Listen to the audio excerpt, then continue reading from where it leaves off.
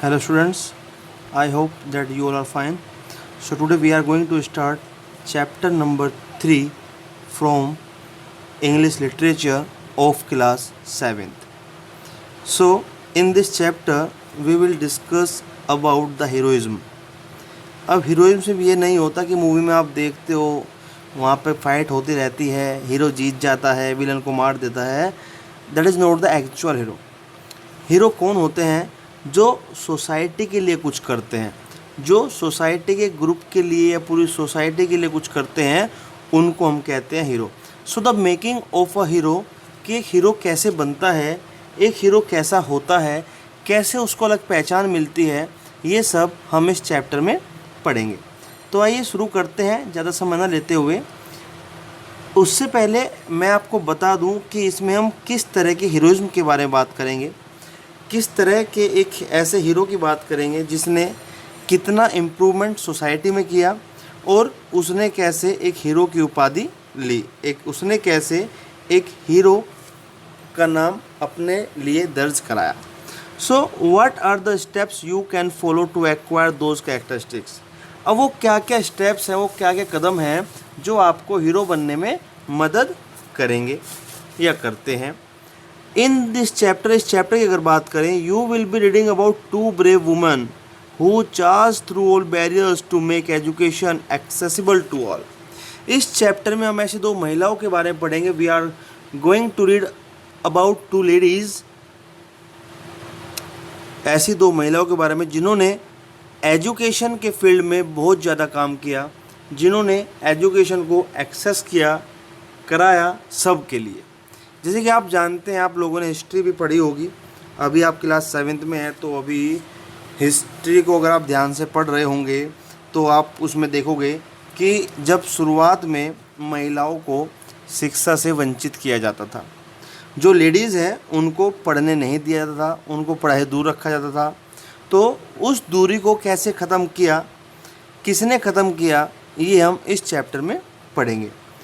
और उन लोगों ने इतना काम किया इसलिए उनको हमने बताया कि वो नेशन के हीरो हैं. They are the heroes of nation, राष्ट्र के हीरो. आइए अब शुरू करते हैं. At times we come across dignified and influential persons who leave a deep impact in our lives. कभी कभी ऐसा होता है कि हम ऐसे प्रभावित व्यक्तियों से मिलते हैं, इन्फ्लुएंशियल पीपल से मिलते हैं जो हमारे ऊपर अपना असर छोड़ जाते हैं, जो हमारे जीवन पर अपना असर छोड़ जाते हैं. They may be individuals who are known to us or persons we meet and interact with. वो कोई भी हो सकता है भाई, जिनको हम जानते हैं या जो हमसे मिलता है या जिससे हम बातचीत करते हैं, वह कोई भी पर्सन हो सकता है जो हमें इन्फ्लुएंस करता है. They could also be someone that we have heard or read about. वो कोई भी हो सकता है जिसके बारे में हमने कभी सुना हो या जिसके बारे में हमने कभी पढ़ा हो. तो we have not met them in person. और ज़रूरी नहीं है कि हम उससे मिले तो ही हमें इन्फ्लुएंस हो. भाई मान लो आप किसी की बायोग्राफी पढ़ रहे हो, आपने महात्मा गांधी जी की बायोग्राफी पढ़ी, आप उनसे इन्फ्लुएंस हो गए, उनके काम आपको अच्छे लगे, तो आप उनसे मिले तो नहीं, लेकिन उनके बारे में पढ़कर, उनके बारे में सुनकर आपका मन हुआ कि मुझे भी नेशन के लिए कुछ करना है. मान लो आपने सुभाष चंद्र बोस जी के बारे में पढ़ा, आपने सरदार वल्लभ भाई पटेल जी के बारे में पढ़ा, आपने इन लोगों के बारे में पढ़ा, आइंस्टीन के बारे में पढ़ा, न्यूटन के बारे में पढ़ा, तो आप सोचते हो कि हाँ मुझे भी ऐसा करना है. आप उनसे मिले नहीं हो, लेकिन उनके बारे में पढ़कर, उनके बारे में सुनकर आपके मन में एक इच्छा होती है कि हाँ I also want to be like them, मुझे भी उनके जैसा बनना है. Read about two individuals who are respected for their extraordinary work in promoting education. अब हम इसमें दो ऐसे इंडिविजुअल के बारे में पढ़ेंगे जिन्होंने एजुकेशन को प्रमोट करने में बहुत ज़्यादा मेहनत की है, जिन्होंने पढ़ाई को, शिक्षा को आगे बढ़ाने में बहुत ज़्यादा मेहनत की है. They broke all stereotypes and fought against the prevalent customs of restricting education to a privileged few. अब इन्होंने वो सारे रूढ़िवादिता तोड़ दी, इन्होंने सारे स्टीरियोटाइप्स को तोड़ दिया. कन्वेंशनल स्टीरियोटाइप्स होता है कन्वेंशनल. इन्होंने सभी रूढ़िवादिता को, जो इन्होंने एक लिमिट बनाई हुई थी पहले समाज ने, उन सबको तोड़ दिया. इन्होंने जो कस्टम्स हैं, जो रीति रिवाज हैं, उन रीति रिवाजों को जिसने एजुकेशन को रोका हुआ था, एजुकेशन को बाउंड किया हुआ था कुछ ही लोगों के लिए, कि भाई बस अच्छा यही लोग हैं, यही उच्च वर्ग है, यही हाई सोसाइटी है जो एजुकेशन ले सकती है। इन्होंने उन प्रिविलेजेस को, उन खास जो अहमियत दी गई थी उनको, इन लोगों ने उनके विरोध में इन्होंने लड़ाई की और इन्होंने उस बैरियर को हटाया, उन रूढ़िवादिता को तोड़ दिया, उन पुराने नियमों को इन्होंने हटा दिया।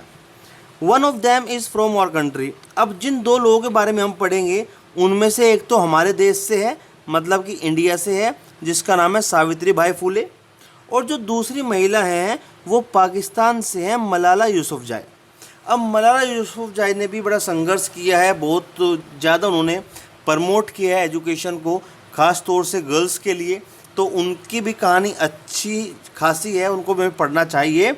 और ये तो अभी करंट की ही बात है, मतलब इनको ज़्यादा टाइम नहीं हुआ, लेकिन हाँ सावित्री बाई फुले ने उस समय में संघर्ष किया था जिस समय में दूर दूर तक कोई भी सहयोग उनके लिए तैयार नहीं था।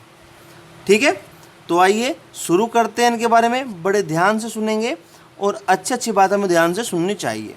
तो सावित्री बाई फुले की कहानी को हम शुरू करते हैं।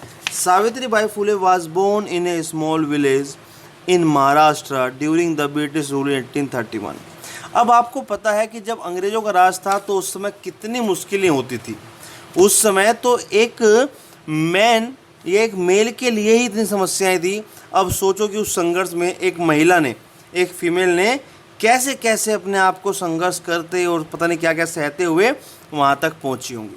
तो इनका जन्म जो हुआ था महाराष्ट्र के एक गांव में हुआ था, और वो कब हुआ था? 1831 में। सावित्री बाई फुले का जन्म कब हुआ था? 1831 में हुआ था। और कहाँ पर हुआ था? महाराष्ट्र के एक छोटे से गांव में हुआ था। This was the time when education was accessible to only the upper caste members of the society. जैसे आपको भी बताया कि 1831 वो टाइम था जब जो एजुकेशन थी वो सिर्फ अपर कास्ट के लिए थी। अपर कास्ट जो ऊंचे लोग थे, सामंत थे, ठीक है, सामंत होते थे, या आप कह लो कि एक अच्छी फैमिली होती थी जिसके नीचे हज़ारों वर्कर काम करते थे, नौकर काम करते थे। सिर्फ बड़े लोग ही, बड़े परिवार ही एजुकेशन ले सकते थे। Savitri Bai was married off at the age of 9 to a young boy Jyotirao Phule who was also barely 12। अब सावित्री बाई जब 9 साल की हुई तो उनकी शादी कर दी गई। और उनकी शादी किससे हुई? ज्योतिराव फुले से। और ज्योतिराव फुले की भी कोई इतनी ज़्यादा उम्र नहीं थी। ज्योतिराव फुले भी सिर्फ 12 साल के थे। सावित्री बाई फुले 9 साल की थी और ज्योतिराव फुले मात्र 12 साल के थे, और इन दोनों की शादी कर दी गई। Being married to a man of progressive ideology he taught her to read and write. Soon she understood that education was the only way to fight against social discrimination. अब भाई जो वह व्यक्ति थे, कौन? ज्योतिराव फुले, वे उन्नति की ओर बढ़ने वाले थे, वे प्रोग्रेसिव मैन थे। उनकी जो आइडियोलॉजी थी, जो विचार थे, वो सिर्फ आगे की ओर बढ़ने वाले थे। और इस विचार के साथ उन्होंने क्या किया? ही टोट हर, उन्होंने ज्योतिराव फुले को बताया कि भाई तुम अगर पढ़ोगे, जैसे हम आपको कहते रहते हैं कि बेटा पढ़ लो पढ़ लो पढ़ लो, सिर्फ पढ़ाई ऐसी चीज़ है, education is that only thing which helps to progress, which helps in progress, जो आपको आगे बढ़ने में मदद कर सकती है। तो यही बात ज्योतिराव फुले भी मानते थे, और इसलिए उन्होंने सावित्री बाई फुले को पढ़ना सिखाया, लिखना सिखाया। और जब वो पढ़ रही थी, लिख रही थी, तो अभी उनको समझ में आया कि भाई education is the only way. Education ही एक वो चीज़ है जो हम सोशल डिस्क्रिमिनेशन, समाज में जो भेदभाव है, समाज में जो ऊंच नीच है, उनसे लड़ सकते हैं। समाज में जो ऊंच नीच है उनसे लड़ सकते हैं। Savitri Bai Phule faced a lot of resistance from the members of the upper caste for her effort to educate people from the weaker section, especially women, but she was not deterred. अब डेटर्ड का मीनिंग मैं आपको कहूँ तो इसका डेटर्ड का meaning है डिस्क्रेज। डिस्क्रेज मतलब किसी के साहस को तोड़ना। भैया आप कोई काम करना चाहते हो, कोई आपको कहते नहीं नहीं ये नहीं होगा तुमसे, अरे तो बहुत भारी काम है, तुम नहीं कर सकते, तो उसको कहते हैं डेटर्ड। ओके, ठीक है, डिस्क्रिमिनेशन आपको बता दिया, जो भेदभाव है।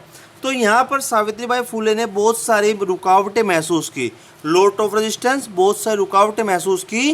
किससे? उन लोगों से जिनको एजुकेशन मिल रही थी, मतलब कि अपर कास्ट, जो ऊंची जाति होती थी, जो ऊंची जाति के लोग थे, उन लोगों ने काफ़ी सारी मुश्किलें सावित्रीबाई फुले के सामने रखी। और क्यों?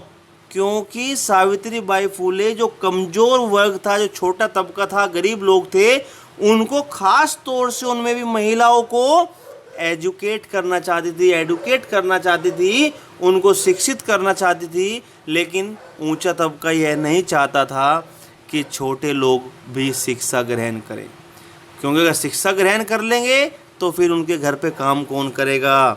तो ये सोच उस समय अपर कास्ट के मन में होती थी।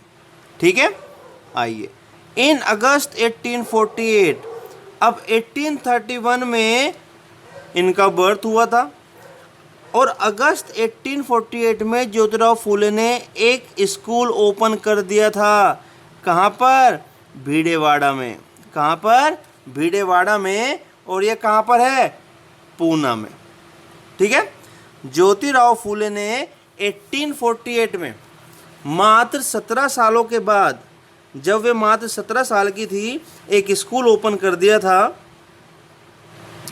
और पुणे में, जहाँ पर सावित्रीबाई ने लड़कियों को पढ़ाना शुरू किया। सावित्रीबाई ने लड़कियों को पढ़ाना शुरू किया। It was the first school for girls in India. यह लड़कियों के लिए पहला स्कूल था जहाँ पर वे पढ़ती थी। तो एक क्वेश्चन भी आपका क्लियर हो गया कि where was the first school open for girls, so that was in Bhidewada in Poona, and that was opened by the Jyotirao Phule, and Savitribai Phule started to teach girls there. She was thrown mud and dung on her way to the school, but she was not one to be dissuaded by such incidents. अब उनके रास्ते में उनको रोकने के लिए कीचड़ फेंका जाता था, गोबर डाला जाता था, लेकिन इन सभी संघर्षों से, इन सभी समस्याओं से वो डरी नहीं और आगे बढ़ती गई और इससे उनको वे लोग नहीं रोक पाए। सी कंटिन्यूड हर वर्क, उन्होंने अपना काम को जारी रखा। And often carried two saris to work, और उनको यह पता रहता कि भाई जब भी मैं जाऊंगी तो मुझे लोग परेशान करेंगे, मेरे कपड़े गंदे करेंगे, इसीलिए वो अपने साथ में 2 साड़ीज लेकर जाती थी कि रास्ते में गंदी हो जाएगी तो जाकर चेंज कर लेंगे, अपना काम करने लगेंगे। In case she had to change, ठीक है, अगर बदलनी हो तो अपना बदल सकते हैं और अपना काम कर सकते हैं। In all Savitribai and her husband open 18 school for girls. कुल मिलाकर सावित्रीबाई ने और ज्योतिराव फुले ने 18 स्कूल ओपन किए। दे ओपन 18 स्कूल्स, किसके लिए? गर्ल्स के लिए, लड़कियों के लिए। She was the first Indian women to be a teacher and a head mistress. ये पहली महिला थी, यह पहली भारतीय महिला थी, फर्स्ट इंडियन वुमेन, जो शिक्षिका, जो एक अध्यापिका बनी थी और एक हेड मिस्ट्रेस भी बनी थी और प्रिंसिपल भी बनी थी। पहली महिला भारत की जो टीचर बनी थी, क्या नाम था? नाम था सावित्रीबाई फुले। क्या नाम था? सावित्रीबाई फुले। ये याद रखना, बहुत अच्छा क्वेश्चन है। Savitribai emphasized on secular education for all and upheld the view that the need to be educated was as basic as the need for food, water and shelter. अब यहाँ पर अगर बात की जाए, सेक्युलर होता है धर्मनिरपेक्षता, मतलब कि इसको हम धर्म से नहीं जोड़ सकते, इसको हम आध्यात्मिकता से नहीं जोड़ सकते। शिक्षा अलग चीज़ है, धर्म अलग चीज़ है।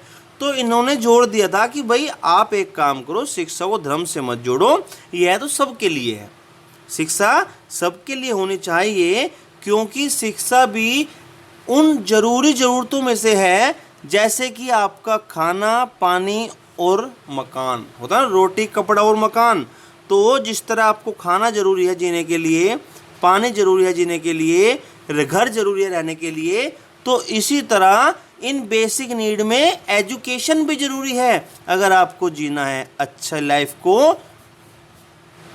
एंटरटेन करना है। तो she advocated the importance of both boys and girls being educated.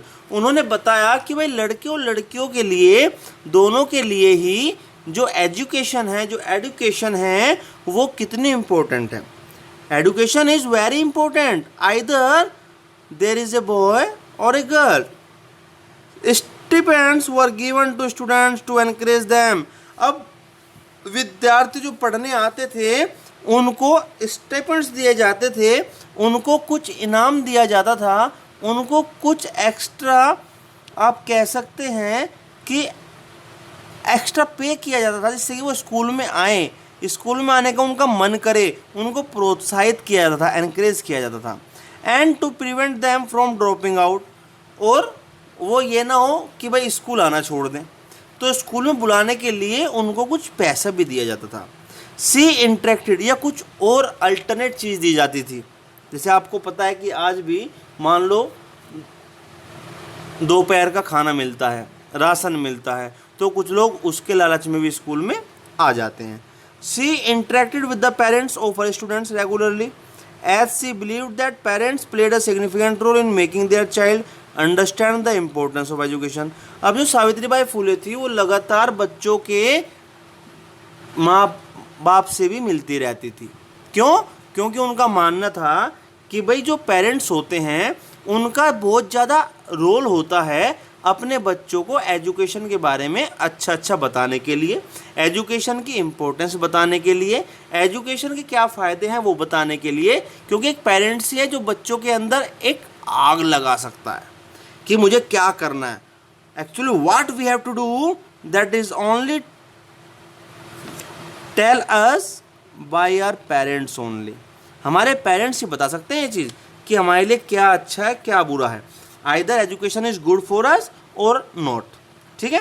सो इसलिए वो लगातार पेरेंट्स से मिलती रहती थी। She was also the voice that was raised against social customs and norms that were discriminatory in nature towards women. उन्होंने आवाज़ उठाई, उन्होंने समाज के उन रीति रिवाजों के खिलाफ भी आवाज़ उठाई जो बताते थे कि भाई महिलाओं के साथ भेदभाव, जो महिलाओं के साथ भेदभाव होते थे, उन रीति रिवाजों के खिलाफ भी उन्होंने आवाज़ उठाई। She and her husband work towards preventing female infanticide and for the welfare of widows. अब इन्होंने, किसने? सावित्रीबाई फुले ने, और इनके पति ने, किसने? ज्योतिराव फुले ने। इन दोनों ने बहुत ज़्यादा काम किया है। एक तो जो भ्रूण हत्या, इन्फेंटिसाइड, जो मतलब छोटी बच्ची हुई तो उसको पहले ही मार देते थे, उसके खिलाफ, और जो विधवा औरतें होती थी उनके फेवर में भी इन लोगों ने बहुत सारे काम किए। She also campaigned against child marriage, और जो बाल विवाह होता था, छोटी छोटी लड़कियों की शादी हो जाती थी, एंड प्रैक्टिस ऑफ सती, और जो सती प्रथा थी, सती प्रथा आपको पता है क्या होती थी? सती प्रथा में जब किसी व्यक्ति की मृत्यु हो जाती, किसी मेल की अगर डेथ हो जाती थी, तो जो उसकी वाइफ होती थी उस वाइफ को जिंदा ही वो उस अर्थी पे लेट जाती थी और दोनों पति पत्नी को साथ जला दिया जाता था। तो इस प्रथा के लिए भी इन्होंने बहुत सारी कैंपेन चलाए, ठीक है। और जो चाइल्ड मैरिज की, छोटे छोटे बच्चों की 5-5 साल, 6-6 साल, 10-10 साल की लड़कियों की शादी हो जाती थी, तो उसके लिए भी इन्होंने कैंपेन चलाए। The Phule couple started a night school for agriculturists and laborers as they could not attend regular school and work for their livelihood at the same time. अब इन्होंने इतना भी सोचा कि चलो भाई दिन में हम स्कूल ओपन किया है तो बहुत से लोग आ जाते हैं, लेकिन जो बेचारे खेत में काम करने वाले थे, जो बेचारे मजदूर वर्ग के वो थे, जिसके पैसा नहीं था, उनको खाने के लिए पैसा कमाना होता था, तो उन लोगों के लिए इन्होंने रात में भी स्कूल को चलाया। इन्होंने नाइट स्कूल भी ओपन किए, इन्होंने रात में भी स्कूल चलाया और अपना काम करते रहे। Savitri Bai wrote poems which were noticed and praised by the British government. अब सावित्री बाई ने बहुत सारी कहानी भी लिखी जिसमें which were noticed and praised by the British government, British सरकार ने उनको बहुत सराहा, उन्होंने उनकी तारीफ भी बहुत की। The main theme of our poems were on learning the English language and achieving education. अब अंग्रेजों ने क्यों सराहा? क्योंकि उन्होंने पोएम में लिखा था कि भाई इंग्लिश लैंग्वेज आपको सीखनी चाहिए और एजुकेशन लेनी चाहिए। अब जब इंग्लिश लैंग्वेज सीखनी चाहिए तो मुझे तो अच्छा लगेगा कि भाई जो हमारी लैंग्वेज है उसको प्रमोट किया जा रहा है। इन 1854 हर फर्स्ट कलेक्शन ऑफ पोएम्स काव्य फूले वाज पब्लिश्ड। 1854 में उनकी पहला जो कलेक्शन था पोएम का जिसका नाम काव्य फूले था वह पब्लिश की गई, काव्य फूले पब्लिश की गई। In her honour the university of Pune was renamed as Savitri Bai Phule Pune university in 2015। उनके सम्मान में जो यूनिवर्सिटी ऑफ पुणे थी उसका नाम बदलकर सावित्री बाई फूले पुणे यूनिवर्सिटी कर दिया गया। और कब किया गया? 2015 में। अगर आपसे क्वेश्चन किया जाता है कि when was university of Pune renamed as Savitri Bai Phule Pune university, तो आप कहेंगे इन 2015। ठीक है, तो ये जो कहानी थी ये कहानी थी हमारे सावित्री बाई फूले के बारे में, जिन्होंने आपने देखा कैसे कैसे एजुकेशन को प्रमोट किया। अब इस चीज़ को आगे कंटिन्यू करते हैं और अब हम चलते हैं मलाला यूसुफजई की तरफ। अब हम चलते हैं मलाला यूसुफजई की तरफ। Malala Yousafzai was born on 12 जुलाई 1997। 12 जुलाई 1997 को इनका जन्म हुआ स्वैत डिस्ट्रिक्ट में, जो कि पाकिस्तान के नॉर्थ वेस्ट में पड़ती है। जयुद्दीन यूसुफजई ये कौन थे? ये मलाला के पिता थे। Ran a chain of schools in the region, इन्होंने अपने रीजन में स्कूल्स चलाए हुए थे, उनके मालिक थे, काफ़ी स्कूल ये रन कर रहे थे। In this part of the world as in many developing countries girls after a certain age are prohibited from attending school. जैसे कि आपको पता है कि जो ये वर्ग है, ठीक है, इसमें एक पर्टिकुलर एज के बाद, भाई 8th कर ली, 5th कर ली या 10th कर ली, उसके बाद लड़कियों को पढ़ने नहीं दिया जाता, उनको घर पे बैठा दिया जाता है, शादी कर दी जाती है। But Malala was fortunate as she had a father who ensured that his daughter was educated.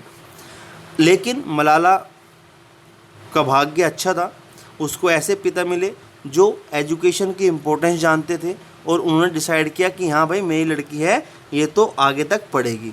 Malala was a bright student. Malala पढ़ाई में बहुत अच्छी थी। At a very young age, बहुत कम उम्र में, she started campaigning with her father to promote the education of girls.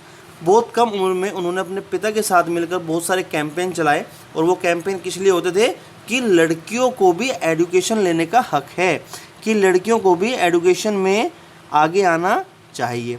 In स्वैत district, अगर हम स्वैत डिस्ट्रिक्ट की बात करें, वह मलाला वाज बोर्न, जहाँ पर मलाला पैदा हुई थी, was known for its outstanding natural beauty. यह जाना जाता है क्योंकि यहाँ पर प्राकृतिक सुंदरता बहुत ज़्यादा है, कि यहाँ पर प्राकृतिक सुंदरता बहुत ज़्यादा है। Its mainstay of economy was tourism. और अगर हम बात करें कि यहाँ पर सबसे ज़्यादा कमाई, अर्निंग किससे होती है, तो वो होती है टूरिज्म से, क्योंकि यहाँ पर बहुत सारे लोग घूमने आते हैं यहाँ की सुंदरता की वजह से, और यही कारण है कि यहाँ पर टूरिस्ट प्लेस काफ़ी हैं और लोग यहाँ घूमने आते हैं, तो यहाँ पर अच्छा रेवेन्यू जनरेट हो जाता है। Its mainstay of economy was tourism. ठीक है, the idyllic beauty of the place and the peaceful way of life all changed when the Taliban tried to take control of it. अब जो इसकी सुंदरता थी, जो यहाँ की परफेक्ट ब्यूटी थी, इतना अच्छा जगह थी और शांति थी, लेकिन यह सब तब बदल गई जब तालिबान ने इस पर कंट्रोल करने की कोशिश की। आपको पता है कि तालिबान ही तो जो भाई बस बंदूक, सेना, फौज, धूं धूं, बस यही। ठीक है, तो जब तालिबान ने इस पर कंट्रोल करने की कोशिश की तो उस समय थोड़ी इसकी शांति और थोड़ी सुंदरता इसकी फ़र्क पड़ने लगा, डल होने लगी। That is what Malala said of the harrowing experience. और मलाला कहती है कि यह बहुत ज़्यादा तनाव भरा अनुभव था। ये जो समय हमने देखा था जब तालिबान यहाँ पर कंट्रोल करना चाह रहा था, तो हमने देखा कि ये बहुत ज़्यादा तनाव भरा समय था। वैन आई वाज 10, जब मैं 10 साल की थी। Swat which was a place of beauty. Swat वो जगह जहाँ पर सुंदरता भरपूर थी, एंड टूरिज्म, और लोग घूमने बहुत आते थे। सडनली चेंज, अचानक से बदल गई इनटू प्लेस ऑफ टेररिज्म, आतंकवाद में। एक आतंकी वाले इलाके में यह अचानक से बदल गई, और जब ये बदलेगी तो बहुत ज़्यादा तनाव फैल गया। मोर देन 400 स्कूल्स वर डेस्ट्रॉयड, लगभग 400 स्कूलों से भी ज़्यादा नष्ट कर दिए गए, ख़त्म कर दिए गए। Girls were stop from going to school, लड़कियों को रोका जाने लगा कि वो स्कूल नहीं जाएंगी। वुमेन वर फ्लोग्ड, और जो वुमेन्स थी उनको पीटा जाने लगा, महिलाओं को पीटा जाने लगा और लड़कियों को स्कूल में जाने से रोका जाने लगा। इनोसेंट पीपल वर किल्ड, मासूम लोगों को मारा जाता था। वी ऑल सफर्ड, हम सब सहन कर रहे थे। And our beautiful dreams turned into nightmares, और जो हमारे सुंदर सुंदर सपने थे वो अंधेरी रात में कहीं गायब होते जा रहे थे। Education went from being a right to being a crime. अब जो एडुकेशन थी went from being a right, एक अधिकार कि ये मेरा अधिकार है, अधिकार से बदलकर जुर्म में तब्दील हो गई कि अगर तुम पढ़ोगे तो तुम जुर्म कर रहे हो और तुम्हें उसकी सज़ा मिलेगी। ठीक है। He her bold stance on education made her target. अब जो उनका ये एडुकेशन के लिए, उनका ये, तो मलाला यूसुफजाई का जो ये नज़रिया था एडुकेशन के लिए, उसको टारगेट बना दिया गया। टारगेट किसने बनाया? जो तालिबानी थे, जो एडुकेशन को इम्पोर्टेंस नहीं देते थे, वो नहीं चाहते थे कि लड़कियां पढ़ें या महिलाएं घर से बाहर जाएं, उन लोगों के लिए टारगेट बन चुकी थी। और टारगेट में क्या हुआ था?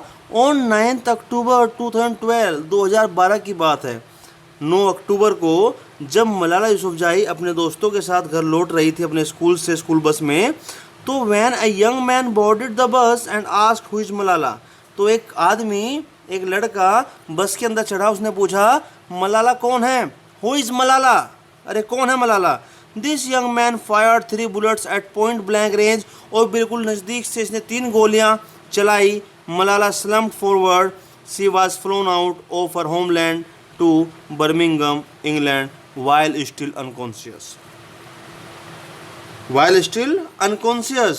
सो वह बेचारे आगे की ओर, मतलब जैसे गोली लगी तो आगे की ओर गिर गई। गिरने के बाद उसके फ्लाइट में उसके होमलैंड स्वेट से बर्मिंघम ले जाया गया, जो कि इंग्लैंड में है, और वहाँ पर उसका इलाज कराया गया। जो वहाँ तक पहुँची तो बिल्कुल बेहोश हो चुकी थी, उसको ज़रा सी भी सुब्ध नहीं थी। थोड़ा बहुत इलाज वहाँ पे उसको कराया, रोकथाम की, और रोकथाम के बाद उसको बर्मिंघम इंग्लैंड में ले जाया गया और वहाँ पे उसका ट्रीटमेंट चलाया गया। On her way to recovery, जब वो धीरे ठीक हो रही थी, she received a lot of support from the whole world, तो उसको पूरी दुनिया से सपोर्ट मिला। पूरी दुनिया ने उसका सहयोग किया कि हाँ भाई मलाला यूसुफजाई अच्छा काम कर रही थी, अच्छा विचार था और इसका हम सपोर्ट करेंगे। She got a wide platform at the United Nations on her 16th birthday in 2013। मात्र 16 साल की उम्र में, जब उनका 16वां जन्मदिन था 2013 में, तो यूनाइटेड नेशंस ने उनको एक प्लेटफॉर्म प्रोवाइड कराया। 9 months after being shot by the Taliban, जब तालिबान में जब उन पर हमला हुआ था उसके जस्ट 9 महीने बाद, there she emphasised on education and women's rights, up urging world leaders to change their policies. अब जो मतलब एक जोर दे रही थी छोटी जगह पर, अब वह एक राष्ट्रीय स्तर पर, अंतर्राष्ट्रीय स्तर पर उसकी जो पॉलिसीज़ थी उन्होंने वही चेंज कर दी। सी सेड, उसने कहा, the terrorist thought that they would change our aims and stop our ambitions, but nothing change in my life except this, weakness, fear and hopelessness died. अब उसने कहा कि ये जो टेररिस्ट हैं, जो ये आतंकवादी हैं, इन लोगों ने सोचा होगा कि ये हमारा एम, हमारा उद्देश्य, हमारा गोल ख़त्म कर देंगे या ये हमारे एम्बिशन को रोक देंगे, लेकिन ऐसा कुछ नहीं हुआ। हाँ, अगर बदला है तो क्या बदला है? वीकनेस, डर और निराशा, ये मर चुकी हैं। हमारे अंदर अब कोई कमजोरी, कोई डर और कोई निराशा नहीं है, बल्कि अब इनके इस हमले से मेरे अंदर स्ट्रेंथ, मजबूती, पावर, ताकत, क्रेज, साहस ने जन्म लिया है।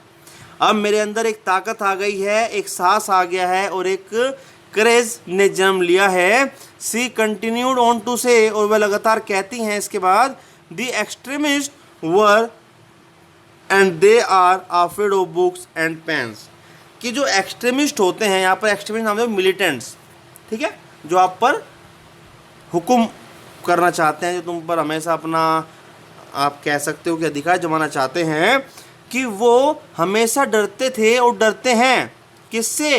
किताबों से, पेन से, कि अगर लोगों ने किताब और कलम को उठा दिया तो इनका वजूद ख़त्म हो जाएगा। The power of education frightens them, उन्हें जो एडुकेशन की पावर है उससे वो डरते हैं। They are afraid of women, वो महिलाओं से डरते हैं। Let us pick up our books and pen, आओ अपनी किताबों और अपनी कलम को उठाएं। They are our most powerful weapons, और जो एक किताबें और कलम है ये हमारी सबसे शक्तिशाली हथियार हैं। तो बच्चों, इसलिए आपको मैं कहता रहता हूँ कि कभी भी अपनी पढ़ाई को मत छोड़ो, अपनी पढ़ाई को पढ़ते रहो। आपने अभी ये देखा कि पढ़ाई की मदद से कैसे दो साधारण सी महिलाएं इस राष्ट्र की अभिनेत्री बनी, कैसे अपने छोटे से एक साहस से, कैसे अपने छोटे उद्देश्य से इन्होंने पूरी दुनिया में अपना नाम कर लिया। तो इसलिए आपको हम कहते हैं कि बेटा पढ़ते रहिए, पढ़ाते रहिए, कभी पढ़ाई से दूर मत होइए। The same year she was interviewed by Diane Sawyer, ABC news, she said this in the interview. अब उसी साल इनका एक इंटरव्यू और हुआ जो ABC न्यूज़ में डायन सॉयर ने लिया। इस इंटरव्यू में उन्होंने कहा, क्या कहा? In some parts of the world, कि इस दुनिया के कुछ हिस्से में students are going to school every day, कि जो स्टूडेंट्स हैं वो रोज़ स्कूल में जाते हैं। इट्स देयर नॉर्मल लाइफ, और यह उनका एक रोज़ का रूटीन बन चुका है। नॉर्मल रूटीन लाइफ में आ गया कि हाँ भाई सुबह उठना है, स्कूल जाना है, पढ़ना है, वापस आना है, फिर पढ़ाई में रहना है पूरे दिन। ये नॉर्मल लाइफ का उनका बन चुका है। बट इन अनदर पार्ट, लेकिन कुछ हिस्से ऐसे भी हैं जहाँ पर we are starving for education, जहाँ पर हम पढ़ने के लिए भूखे हैं, हमें वहाँ एजुकेशन नहीं मिलती, हम नहीं पढ़ रहे तो हम उसके लिए भूखे हैं। It's like a precious gift, और एजुकेशन एक ऐसा गिफ्ट है जिसकी कोई कीमत नहीं है, लेकिन हम लोग इसको समझते नहीं हैं, और जो समझते हैं वहाँ पर इसको पाते नहीं हैं। इट्स लाइक ए डायमंड, ये एक डायमंड की तरह है। देखा बच्चों, जिसको एजुकेशन नहीं मिल रही, they are thinking like it a precious gift, और आपको मिलती है। So you are always try to excuse for this. So try to understand those people who are not able to get the education, and if you are getting, so be regular, be regular. In 2014, 2014 की बात है, Malala won the Nobel peace prize. Malala को एक prize से संबोधित किया गया, Nobel peace prize दिया गया, और जो सिर्फ 17 ईयर्स की एज में दिया गया। मात्र 17 साल की उम्र में मलाला ने नोबल पीस प्राइज ले लिया, making her the youngest person to ever receive the award, और ये अब तक की सबसे यंगेस्ट पर्सन हैं, सबसे यंगेस्ट हैं जिसको ये प्राइज मिला है। She advocated the right to education when she was herself a child, उन्होंने उस उम्र में, जब वो खुद एक बच्ची थी, उस उम्र में उन्होंने राइट टू एजुकेशन, शिक्षा के अधिकार की पैरवी की, शिक्षा के अधिकार को प्रमोट किया, और शिक्षा के अधिकार में उन्होंने अपना जीवन यापन किया। ठीक है, मात्र 17 साल में उन्होंने नोबेल पीस प्राइज मिला। तो बच्चों, आप ये देखो कि अगर आप इस एडुकेशन की इम्पोर्टेंस को समझोगे, तभी आप इसके फेवर में कुछ कर पाओगे, और आप समझोगे कब? जब आप इसके बारे में पढ़ोगे। ठीक है, तो ये हमारा आज का चैप्टर था। इसको अच्छे सुनो बेटा, एक बार सुनो, 2 बार सुनो, जिससे कि आप मोटिवेट हो सकें। मैंने आपको पहले ही बताया था कि हम किसी से भी इन्फ्लुएंस हो सकते हैं। इन्फ्लुएंस होने के लिए हमें उससे मिलना ज़रूरी नहीं है। अगर हम उसके बारे में पढ़ भी रहे हैं, उसके बारे में सुन भी रहे हैं, तो भी हम उससे इन्फ्लुएंस हो सकते हैं। सावित्री बाई फुले मात्र 9 साल की उम्र में शादी हो गई थी, और मात्र 17 साल की उम्र में उन्होंने अपना एक स्कूल ओपन किया था, और वहाँ पर वो टीचिंग कर रही थी। कितनी बड़ी बात है। उस समय में 1831 की बात है, जब अंग्रेजों का शासन था। उस समय तो मेल कैंडिडेट के लिए हिम्मत की बात थी, महिलाओं के लिए तो बहुत ज़्यादा संघर्ष की बात होगी। ठीक है, तो आप समझो इन चीज़ों को बेटा, और please try to understand the importance of your education. If you will not, then you can't get success. Okay, see you in the next lecture. Till then bye bye, have a nice day. अपना ध्यान रखें।